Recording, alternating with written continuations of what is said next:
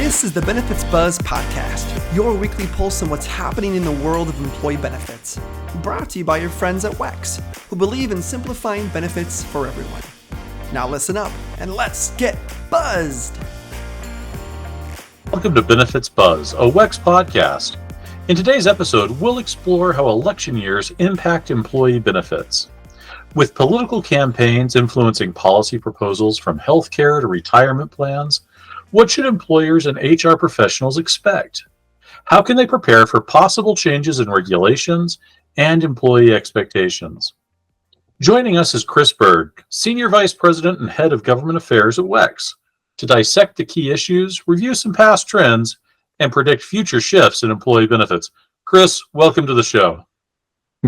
Thanks, Nathan. You kind of make me sound like a Swami or something. I hope I can live up to the expectation. Well, we love having you on the show, and I know our listeners do as well. Well, I'm happy to be here. Always love working with you guys, and if I can add some value, I'm more than happy to do it. Well, we appreciate that, Chris. You know, as we're talking about election years, I certainly know that election years are going to shape the advertising I'm going to be seeing on my television. But how do election years shape the discussion on employee benefits across the nation? And really, why is this crucial for employers?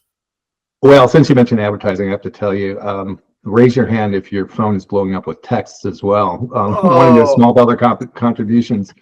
And by the way, clicking on report as junk doesn't work. It just doesn't work.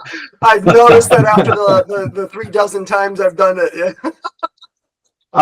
You know, if you think about where we play at the intersection of healthcare and taxes, both, right? Because a lot of what we do is tax advantaged accounts, and those two issues or subject areas are always in the conversation in an election cycle, particularly in a 4-year election cycle where you have the presidential election in play. And so, you know, we can expect that there will be some proposals that come out. We will expect that there could be some changes. And we'll explore that a little bit as we go along here. But clearly, you know, if there are changes in policy that are meaningful, and they don't have to be radical, if they're meaningful, then they're going to potentially influence employers' strategies, right? They want to know sort of what are the guardrails and the boundaries around the playing field in which they can play, and you know, how does it influence the choices that they make in terms of what they offer their employees. And then off the backside of that, obviously, there's compliance. Anytime you have new laws, there are new regulations that come off those laws. And we are a very compliance-heavy area of the economy. And so employee benefits, in particular healthcare benefits, are among the most highly regulated things out there. And so employers always have to be very, very, you know, careful about what those kinds of changes are going to mean in terms of the way that they run their business. Yeah, that's great, Chris. Thanks for setting the stage. I think you're absolutely right. You can see tons of different, I think, possible impact areas that our listeners should be interested in our call today and podcast today. I had a bit of a wry grin when you said the term Swami. I can't believe we did this podcast with you 4 years ago, Chris. When we one of the first, I think it was like the second or third season of Benefits Plus. So we've asked you to look into your magic 8-ball with these elections before, and we're doing it again. And that was one of our top viewed shows. And I know this will be, because there is so much potentially right on the line. There's so much change that could be happening. So one of the things I think would be great is, right, we learn from our past. And so I wouldn't mind starting, you know, one part of our dialogue with, hey, this isn't the first election we have. We know changes may or may not come. So are there any significant, you know, benefit policy changes that have happened in past elections that we might, you know, use as for a reference to what we might see? Yeah, I'm going to give you a couple of examples, and I'll go all the way back to 2003. And the reason I do is because it was a big piece of legislation, and it had a big effect on what we do, and it had a big effect on employers' choices in terms of what they offer their employees. And that was the Medicare Modernization Act of 2003. Now, that wasn't a new presidential term. Bush was elected in 2000. But what happened in that election cycle, in the 2002 election cycle, was that control of Congress also passed to the Republican Party. So you had a sort of a unified government, which gives you a lot more options to pursue policy angles. And the Medicare Modernization Act did two things. One is it created the Part D benefit in Medicare, the prescription drug benefit. And that was the primary purpose of that piece of legislation. And that didn't have a huge effect on employers unless you think about their retiree strategies. But tucked into the back end of that very big bill was the creation of health savings accounts, which basically spawned an entire industry. And I'm fond of telling people and reminding them that a lot of what we do is either products that were created by regulation or by law. So flexible spending accounts, health reimbursement arrangements, COBRA, right? And HSAs were created by an act of Congress at the end of 2003. So take the dial and move it up about 6 years, and you did have a fundamental change in both administration and control of Congress when Obama was elected. And Obama had made healthcare a big part of the conversation in that election cycle. And part of the issue that Obama's administration and Congress were trying to solve was the issue of insurance coverage and the number of uninsured Americans. And so that spawned the Affordable Care Act. Now, it took a number of years for the Affordable Care Act actually to be implemented, so it wasn't implemented until 2013.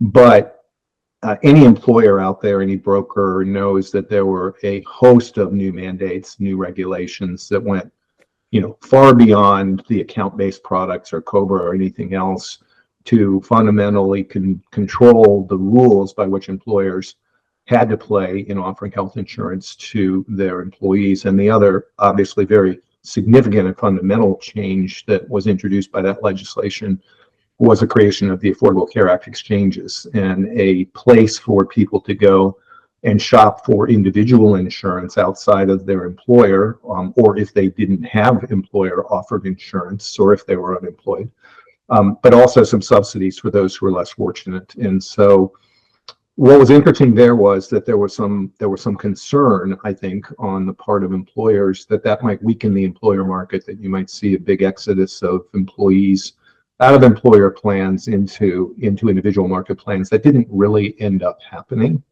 And so the composition of where people get their health insurance has changed, but the percentage that get it from their employer has really not.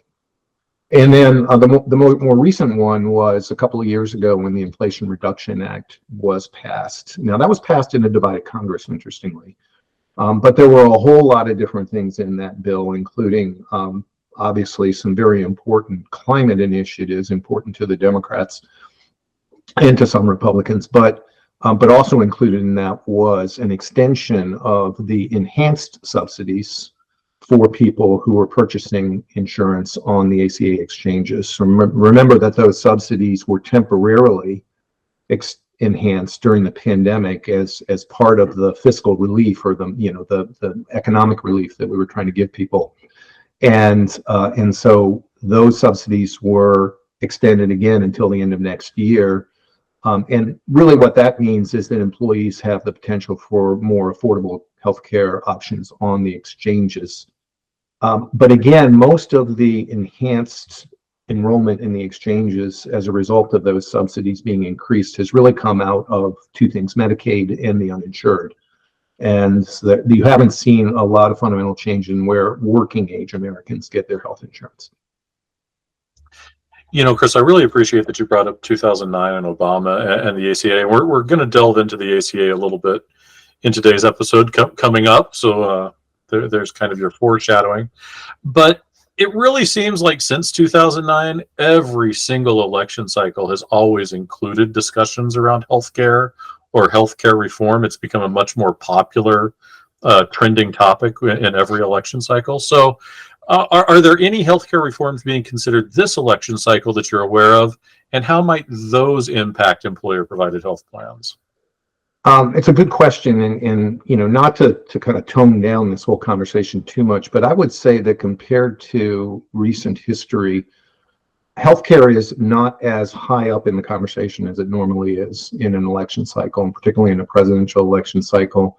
And it's not that healthcare isn't important. I think if you look at public opinion polling, it's a very important issue for Americans and therefore for the government. It's just that it's being crowded out by a lot of other things.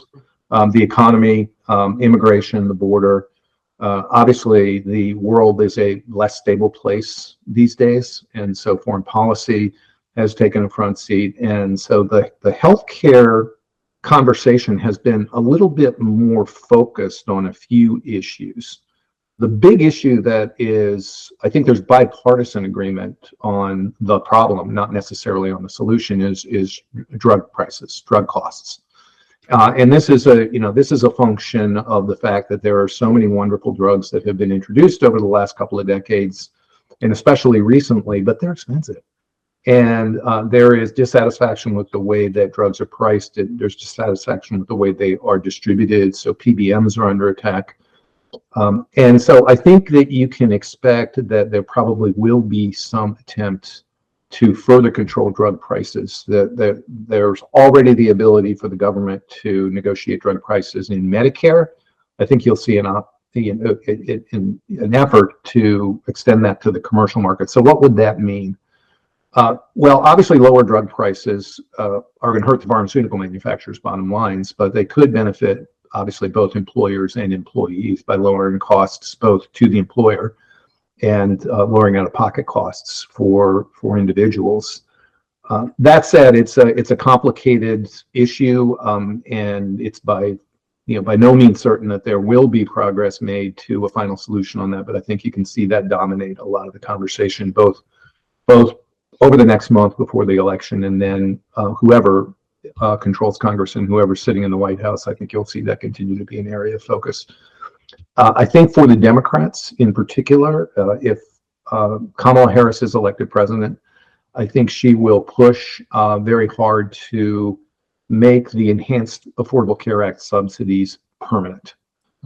We've tended to extend them for 2 or 3 years at a time. That's a budgetary trick, but it's very clear that she would like to see those made permanent. Helps to solve the issue of affordability for a lot of Americans. I don't see that having a significant effect on employers and employees, in the sense that that's been the status quo since the pandemic. So for the last 4 years, that's been where we've been. And if all you're doing is saying, okay, that's where we're going to be down the road into the future, you're really not introducing a change. You're just codifying a temporary change. That's great perspective. Nathan talked about foreshadowing about the HSA, and you just mentioned something that the wait is over, folks. I want to dive in because you said if the Democratic ticket, right? If the Democratic ticket wins the election, in your opinion, ACA doesn't go away in hand. It may in fact be enhanced or changed. Now I have to ask then, what if the Republican ticket wins? We have Trump as president. Is the ACA at risk post-election? And if it is, are there any impact to employees or businesses? So I'm going to answer the question you asked, and then I'm going to answer a question you didn't ask, because I think I want to show you both sides. So, because both sides could potentially be significant and substantive. Okay. But to the question, if let's assume that the Republicans run the table. Let's assume that Trump is elected president and the Republicans control both houses of Congress. Is the ACA at risk? I think you'll hear a lot of talk about it, but honestly, my professional opinion is it's not at risk. In 2016, when Trump was elected president, right, there was a big hue and cry in the Republican Party. We are going to repeal and replace the Affordable Care Act. Well, they didn't, right? And in fact, they utterly failed at that. And one of the reasons I think that they failed is that the Republican Party, and this is not a partisan statement, I think this is just a statement of fact, the Republican Party has lacked a comprehensive, cohesive, coherent healthcare strategy for a long time. And simply railing against the Affordable Care Act is not a policy. And in fact, in the last presidential debate, you kind of heard that when President Trump was challenged to say, well, what would you do if you repeal the Affordable Care Act? And he goes, well, we're working on that. Concept of a plan. Right? By the way, that's not necessarily critical of Mr. Trump, because that's where the party has been for a long, long time. And so I think you'll hear a lot of hot air. I don't think you'll see a lot of action.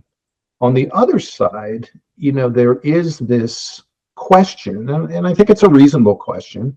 And the question is, well, if Kamala Harris is elected president, how will she govern? Will she govern like the moderate that she is campaigning as now, where she's backing away from her previous endorsement of Medicare for all? Not too many years ago, when Bernie Sanders hit his Medicare for all bill, she signed on to that bill very enthusiastically. And now she's saying, nope, nope, nope, I'm backing away from that. And I think there is a question, what kind of Kamala Harris governance would we see? Would we see a more centrist Kamala Harris, or would she pivot left once she gains the White House? But let's assume she does, just for the sake of argument. Even if she does, that's a fundamental kind of tearing down almost the entire system and building it up again. Ultimately, even though the challenge of healthcare cost and access is still very much with us, I professionally, again, I do not think that the American people are ready for that. And so I think it would be awfully hard to do, even if you wanted to do it. I mean, you have to go all the way back to the first question you asked, to Hillary Care, and that was a big failure. Now, I think we're closer to it today than we were when Bill Clinton was elected, but I still think we're a long way from kind of social and cultural acceptance of that kind of a big fundamental change. So to your point, and in your question, Eric, I think it's the right one, is yes, if Harris is elected, I think you will just see more actions to continue to strengthen and support the Affordable Care Act. And I don't view that as being terribly disruptive or transformative. Chris, I want to rewind to something you were talking about with regard to drug prices. So first, let me just call out, since I work in benefits, things like health savings accounts and flexible spending accounts are near and dear to my heart. But I also know that those tax privilege benefits are often used to pay for things like prescriptions. So if we suddenly see a decrease in the amount of prescription cost, does that mean that there could be a corresponding decrease in the amount that's being set aside for contributions, or that's been permitted for contributions to the FSA or to the HSA? Or could there be other changes that could affect those contribution rates? That's a great question, and I got to give you credit, Nathan. Nobody's ever asked that question before. It's a great economic question, and I guess in theory, as an isolated factor, yes, it probably would cause people to set aside less because they would assume that I'm not going to accumulate as much toward my deductible. Conversely, maybe they'll say, "Hey, I already built into my budget that I'm going to put in $100 a month or $200 a month," and so they'll build up more balance, and maybe they'll get to an investing stage faster. And if they're being smart about that, that's the way they would approach it. But the other side of the coin, and this is a little bit of a stretch, I suppose, but it's an interesting mental exercise. One of the big reasons why employees who have a choice between a traditional plan and a high deductible HSA qualified plan, when people choose the traditional plan, a lot of times it's because they know they're going to have a lot of healthcare expenses and they don't want to be subject to the deductible, and one of the big contributors there is high cost drugs. And if suddenly the high cost drug that I'm on, or that my child is on, or that my spouse is on, gets dramatically lowered in price, do I now feel comfortable enough that I can move into the HSA qualified plan? And could you actually see some movement of enrollment into the HSA qualified plan, which means more people are eligible for an HSA, so you could have more people in HSAs? That's really cool. I mean, just the possibility that kind of a movement could have I dare I say, trickle down effect to actually increase the popularity of a health savings account, if for no other reason than, to your point, they're already setting aside some funds, so maybe it really does become more of a retirement goal. Yeah. As I listen, I love this episode in particular, because when I listen, I'm an employee with benefits, and I'm always eager to hear how this is going to impact me, right? But I also know that a lot of our listeners not only are they're employees, but they're also helping manage and administer the benefits that we're talking about being impacted. And of course, one of the biggest things with that makes all employers and HR pros kind of squirm is compliance, because, right, it's this moving needle. And so I'd love to hear, I feel like we have a bit of ambiguity. We're not quite sure. There's some uncertainty about which way everything's going to go. So I'd love to hear, what's your advice for employers kind of preparing or managing for these potential change in regulations in this climate of uncertainty or unsure what's going to happen? I know it's kind of ambiguous, but like, is there anything that you would recommend they prep for, I guess, maybe is a more forward question? I really can't. And the reason I can't recommend anything or suggest any particular thing that people should get ready for that is related to the election. And the reason for that is simply because, as I mentioned before, there really isn't as much being talked about with regard to healthcare. And the second is that this is a very unpredictable election in terms of not only who might be sitting at 1600 Pennsylvania Avenue next year, but how control of each of the chambers of Congress is going to play out.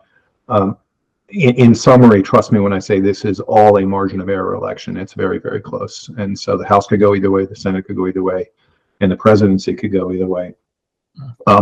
But you also haven't heard that much articulation on the part of either candidate about what their healthcare agenda really would be. And so I think one of the things we have to do is we have to wait. And, I think February, March, we're going to get a much better idea, because you'll have a new president, you'll have a new Congress. The new president will, start to unveil their strategy for every aspect of the economy, foreign policy, and whatever, and that'll include healthcare. And then when we see what those agendas are, one of the other things is regulatory activity. Regulatory activity will depend a little bit on who's elected to the presidency. I think it's fair to say that if Harris is elected, you'll see more regulatory activity, tighter regulation, maybe more regulations brought down by the agencies, not by Congress. All right. And if Trump is elected, you'll see a lighter regulatory touch, and you may see even some unwinding of some of the things that were done in the Biden administration, probably more in the area of climate and in those areas than anywhere else. But the other thing about compliance that is, and I don't want to get too far into this because it gets kind of technical, but there was a big Supreme Court ruling a few months ago called Loper-Bright. And what that ruling did was it set aside a long-standing doctrine that the courts had used to give significant deference to the regulatory agencies. I heard a regulator describe it as it would put the thumb on the scale in favor of the regulatory agencies having the ability to do things. And what Loper does is it makes it a lot easier to challenge regulatory action, especially through litigation. And so the agencies already, we're seeing the agencies pull back a little bit and say, hey, we're not too sure about how far out on a limb we can go here in terms of promulgating new regulations that are going to affect various aspects of the economy and the way people work. And so that may have a little bit of a constraining effect on it. So I think it's a wait and see. I think that's probably the easiest way to describe it. Yeah, that's fair and entirely, Chris, and a reasonable response. And Eric, thank you very much for bringing our HR professionals and employers back into the picture. It's fun to go down the thought experiment path, but it is important to make some of these resonate with our audience that are our employers, our HR professionals. Chris, I've certainly heard as part of the debate, Kamala Harris talked about small business. One of the things she would plan on doing is giving a $50,000 tax credit. But what other potential policy changes could impact small businesses potentially differently than large corporations? And how should small businesses prepare for that? I think that as much as we'd like to think that the government policy can make a difference there, I think it's what's going on in the market that's going to have more an effect on small businesses than anything else. Okay. We have seen for a couple of decades now continued pressure on small businesses because the insurance rates have just gone up so much faster than the rate of inflation. And that seems to be the case again this year. We're hearing a lot of feedback from the market that the renewal quotes are kind of off the charts once again. And so as a result, you're seeing more and more small businesses drop out. And they're simply not, a tax credit would really help. And that's something actually that I think you could get some bipartisan support around if it was structured in the right way. If it was a small business healthcare tax credit, and that's a Republican idea that I've heard a lot about recently. I think that could really help small businesses. But I think there are also things going on in the market. I mean, we know there are individual coverage health reimbursement arrangements, ICHRAs. One of the things when ICHRAs were introduced 5 years ago, and I might pause and say, ICHRAs were introduced 5 years ago. They were a Trump administration creation, and the Biden administration has left them alone. And there was a lot of speculation that the Biden administration would rescind that regulatory authority and do away with ICHRAs. They haven't. One of the things that you have to have for ICHRA to work and be an attractive alternative is you have to have a well-functioning individual market. And one of the things that the ACA subsidies being increased has done is they have brought more people into the ACA plans, not necessarily from employer plans, as I mentioned before, from Medicaid and from the uninsured, but that means that the risk pool is broader, the risk pool is better. And as a result, those markets where the individual insurance companies that are providing individual insurance are playing have stabilized.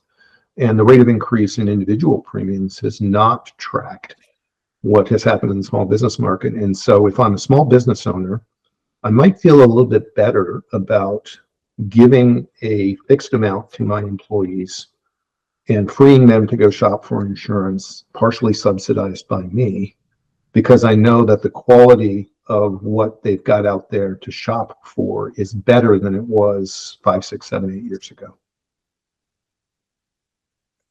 Thanks, Chris. I'm going to get selfish again, because that's just what I do. I like to think everyone's a little bit selfish, right? When I'm choosing a plan for my family, every open enrollment, I think about two things. One, how well am I going to be covered? Will my health care needs be met? And the second thing is, how much is this going to cost me, right? And so if I think about every election time, how it's going to impact healthcare plans, I would love your perspective on one of the most biggest things that get impacted could be premiums, right? So if I'm an employee-sponsored health plan, can I expect my premium to be impacted? Are there potential increased costs that are coming my way with either party winning? Any thoughts on that? Inquiry minds want to know. So I think it's a little bit muddy out there, again, because we don't know a lot about what either candidate would do that would affect employer plans. I can speak sort of in broad generalities a little bit, okay? I would say that broadly, the Democrats, and I would think Harris is no difference on this, have a tendency to favor a bit more mandates for coverage in the name of equity and fairness and helping people out, right? And we see a lot of activity both at the state level and at the federal level for proposals to mandate certain coverage, and oftentimes those mandates come with the provision that there be no cost sharing, that they be covered 100%, almost, like preventive care would be. And if you've got more mandate, it's going to raise costs. Now, those costs, and everything's a balloon. Let's start there, right? Everything's a balloon. You push in one area, it's got to push out of another, right? So if you had more healthcare mandates for coverage, then that would raise employers' costs, and employers' premiums are going to go up. No doubt they're going to pass some of that premium increase on in the form of higher premiums to employees. On the other hand, if these particular mandated coverages, these services were not covered before, or were covered with cost sharing, then out of pocket is going to go down. Now, whether the employee would be better or worse off really depends, right? Depends on how much their premium goes up, how much they utilize those kinds of services that are mandated. On the other hand, the Republicans in the Trump the first Trump administration, and I think the second Trump administration clearly would be the same way, has a real commitment to a couple of things, again, on a very broad policy level or philosophic level. The first is private markets are better able to solve these problems than the government is. The second is individual choice and individual empowerment, and health savings accounts are a big part of that. HSAs are a big part of what little agenda the Republicans have, and HSAs can help, obviously help lower costs and better manage those out-of-pocket costs, not the premium costs, but obviously the out-of-pocket costs for people. And then the third thing, pivoting back to the Democrats, Harris has called for capping out-of-pocket costs on drugs. And that would obviously have a direct impact on consumers because they would not have to pay as much out of pocket. But you're also going to have, if out-of-pocket costs if the drug prices don't get capped, but the out-of-pockets get capped, then somebody's got to pick up the difference. And guess who that is? That's the employer. That comes back into higher premiums. Yep. And so it's kind of a zero-sum game. There's no say round and round we go. Exactly. Right? Exactly. You know, muddy. I've heard you say muddy a few times with regard to this election cycle, and I've got to be honest. Sometimes it has felt like this particular election cycle just will never end, but I know that it will. And whether it be the Democrats or the Republicans in the executive, or whether it be the Democrats or the Republicans in the Congress, at the end of the day, there's going to be change. That's just a natural part of our democracy. Things will change with time, with different administrations. So what steps can employers and HR professionals really take to be as proactive as possible, to be positioned well to prepare for those changes? Well, first you can listen to Benefits Buzz, right? Yeah. There we go. That was well done. Stay curious, stay open. Read your trade magazine, your trade publications. Read your blogs. Understand what people are talking about as possibilities, just so that you're not caught by surprise if something happens. One of the biggest pieces of advice I can give to any employer is you should have a good benefits attorney on call. Now, I know that's hard for smaller employers because they cost money, but you don't have to call them every day. But you should have somebody there who you can go to, or maybe it's through your local chamber of commerce or wherever you can get independent advice about, okay, something is happening and what does that mean for me? Brokers and consultants are usually pretty good about providing that kind of probably pass-through advice through attorneys that they have a relationship with. And with respect to where we are right now, I'll say foggy, not muddy, right? Because I'm sitting on the Maine coast today and it actually is foggy out there. But I would say be patient. A lot's going to become clearer over the next 6 months or so. When we sit here at the end of the first quarter, I think we'll have a better sense of, is there any monumental change coming? And if so, what might it mean? And then the third thing is that even when you have a new regime, and we will have a new regime, right? It's either going to be the Harris regime or it's going to be the Trump regime, but it's going to be a different president. And it's going to be a different Congress. I mean, there's a lot of retirements in Congress. It's an unprecedented number. And so you're going to have a lot of new members of Congress. Even if we have a statement of roadmap, a statement of agenda by whoever's in power, one thing to remember politically is intention does not equal outcome. I think it's really important to keep that in mind. And the more fundamental the change is, the harder it is to take that intention and to translate it into outcome. The founding fathers made it hard to get stuff done for a reason, because they didn't want us swinging wildly back and forth in terms of what our policies were. And even if you look at the most recent big piece of legislation that was passed, which was the Inflation Reduction Act, that was a pretty consequential piece of legislation. But if you look at the difference between the aspiration when it was first introduced as the Build Back Better plan and what was finally passed, it was dramatically scaled back. And so I would say to an employer, don't get too freaked out if you hear a plan, because the next thing is for people wiser than me to say, well, what are the chances of this actually getting done in the form it's been proposed, or what might be the fallbacks, and then to watch it carefully as it unfolds and see what actually ends up happening. That's great. Great advice. It is right with our intentions and there what actually happens. And I think it's I always love your perspective, Chris. Thank you. I want to end with a question.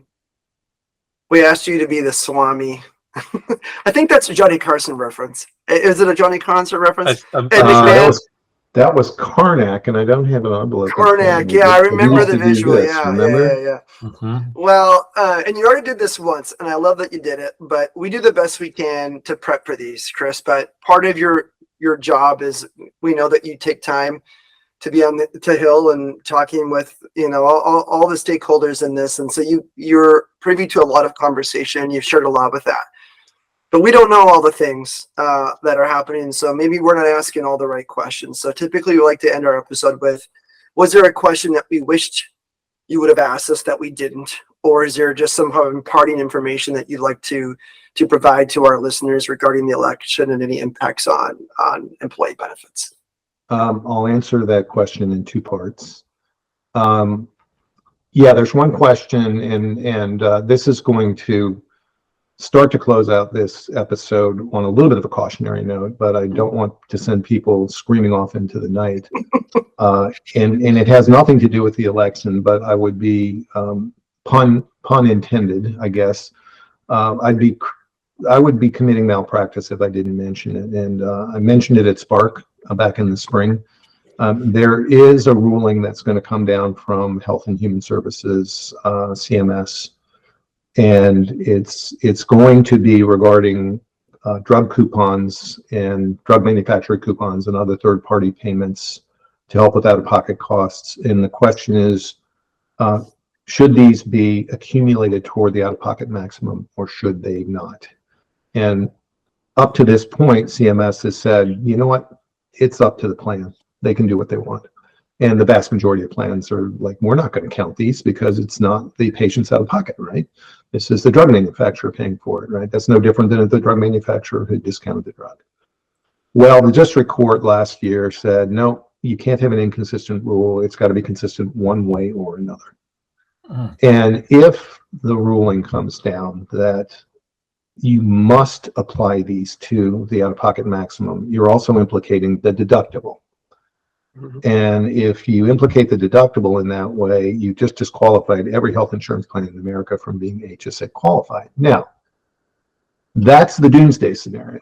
The reality is that first of all, we don't know whether HHS is going to say you must or you shall not. But if they take the path that we don't like and they say you must, there are ways that they can thread the needle to potentially uncouple out-of-pocket maximum from deductible. And the only thing that matters for HSA qualification is deductible, right? And solve that problem. The other path is for the IRS to solve the problem and say, well, that does not disqualify the plan for being HSA compliant if the plan is compliant in all other aspects. We have been working this very hard in the back rooms with the people in Congress on the Democrat side, because this is a political issue to solve, to make sure that the agencies, quote unquote, do the right thing, right? With the Domestic Policy Council of the White House. Our insiders are telling us that they're pretty comfortable that if a problem arises, the problem will be solved. We know that IRS and HHS are talking to each other about this. We know they often act in concert with one another.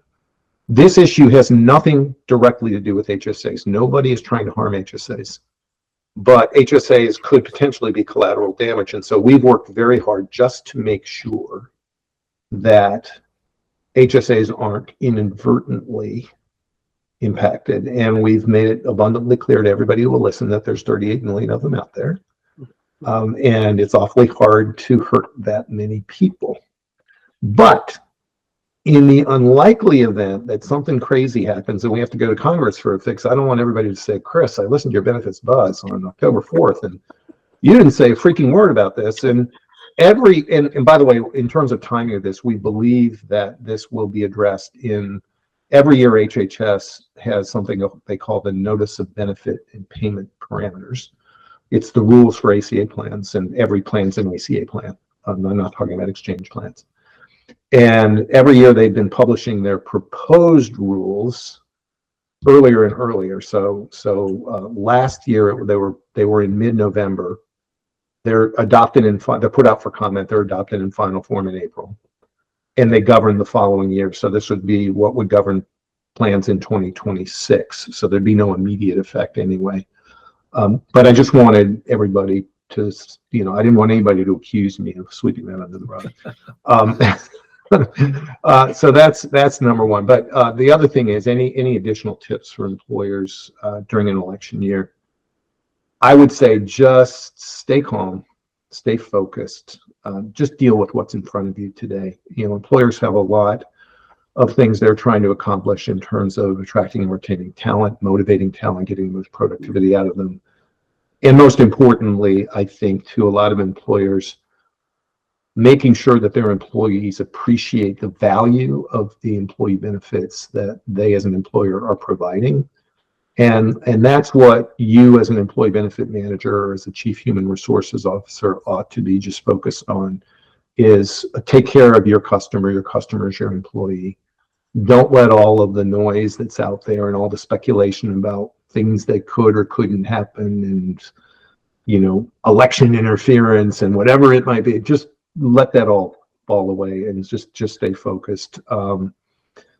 Trying to predict what is going to happen, especially in a time like this, and stay ahead of the curve in your strategy is really, really hard. It's like trying to predict where the stock market's going to go or what's going to happen with interest rates.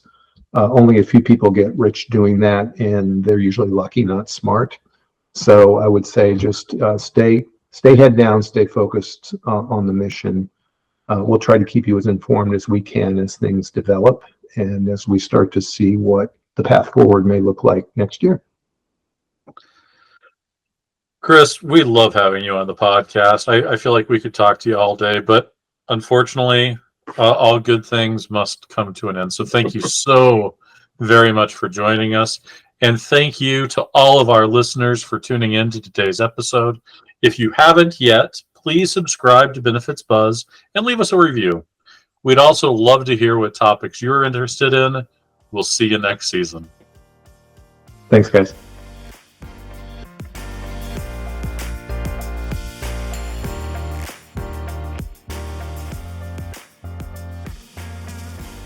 WEX is in the business of simplifying benefits for everyone. Now, although we certainly hope our podcast sparks some aha moments, like that was pretty cool, but of course we cannot provide legal, investment, or financial advice. And, well, therefore, nothing shared in this podcast should be interpreted as such. We encourage you to seek out appropriate professional advice regarding your plans. Hey, congratulations! You made it through our disclaimer. Thanks for listening.